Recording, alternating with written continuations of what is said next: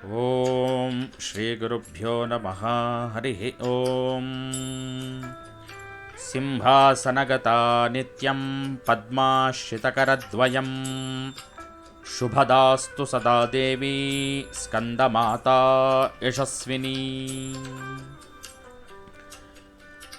ಆತ್ಮೀಯರೇ, ಈ ದಿನ ನವರಾತ್ರಿಯ 5ನೇ ದಿನ. ಜಗನ್ಮಾತೆಯ 5ನೇ ಸ್ವರೂಪವಾದ ಸ್ಕಂದಮಾತಾ ದೇವಿಯ ಬಗ್ಗೆ ತಿಳಿಯೋಣ.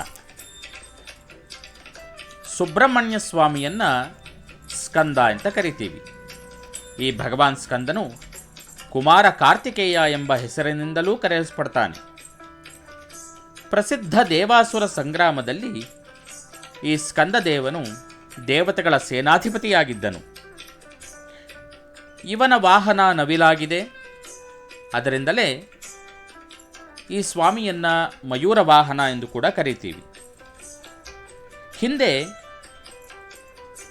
ಶಿವನಿಗಾಗಿ ಪರಿತಪಿಸಿ ತನ್ನ ಯೋಗಾಗ್ನಿಯಿಂದ ತನ್ನ ದೇಹವನ್ನೇ ಸುಟ್ಟುಕೊಂಡಂತಹ ಸತೀದೇವಿಯು ಮುಂದಿನ ಜನ್ಮದಲ್ಲಿ ಶೈಲಪುತ್ರಿಯಾಗಿ ಜನಿಸುತ್ತಾಳೆ. ಆ ಮಧ್ಯಕಾಲದಲ್ಲಿ ಸತಿಯು ಭಸ್ಮವಾದ್ದರಿಂದ ಶಿವನು ಕಠೋರವಾದ ತಪಸ್ಸನ್ನು ಪ್ರಾರಂಭ ಮಾಡ್ತಾನೆ. ಇದೇ ಸಂದರ್ಭದಲ್ಲಿ ತಾರಕಾಸುರ ಎಂಬುವಂತಹ ರಾಕ್ಷಸನ ಉಪಟಳ ದೇವಾನುದೇವತೆಗಳ ಮೇಲೆ ಹೆಚ್ಚಾಗುತ್ತೆ. ಎಲ್ಲ ದೇವಾನುದೇವತೆಗಳು ಶಿವನನ್ನು ಕುರಿತು ಪ್ರಾರ್ಥನೆ ಮಾಡ್ತಾರೆ. ಆದರೆ ತಪಸ್ಸಿನಿಂದ ಶಿವ ಎಚ್ಚರಗೊಳ್ಳೋದಿಲ್ಲ.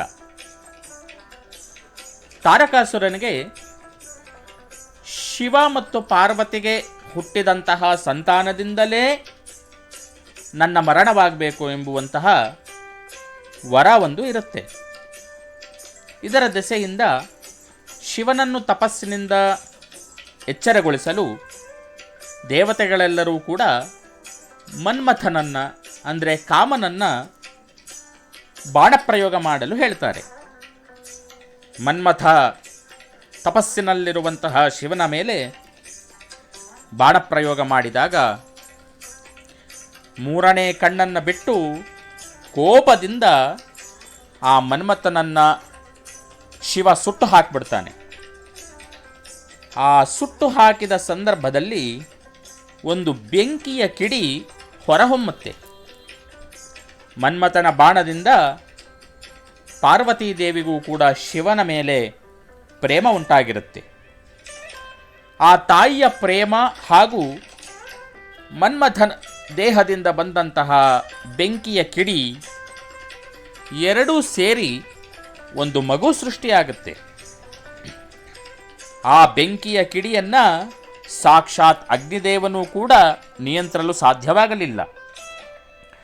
ಅಗ್ನಿದೇವ ಆ ಬೆಂಕಿಯ ಕಿಡಿಯನ್ನು ಗಂಗಾದೇವಿಗೆ ಕೊಡ್ತಾನೆ.